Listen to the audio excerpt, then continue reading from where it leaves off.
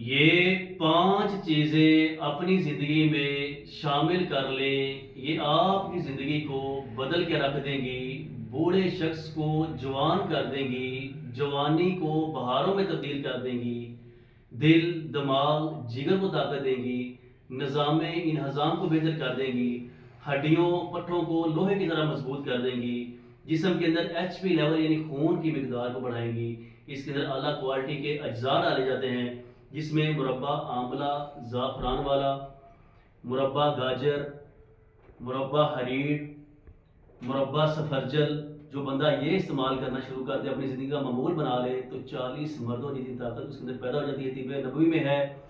साथ इसके मुरब्बा सेब ज़ाफ़रान वाला, कुश्ता शिंगरफ खालिस एक चावल के दाने के बराबर ही काफ़ी होता है। ये 40 मर्दों जितनी ताकत उसके अंदर पैदा हो जाती है। जो बंदा कुश्ता शिंगरफ इस्तेमाल करना शुरू कर दे, खालिस ज़ाफ़रान वर्क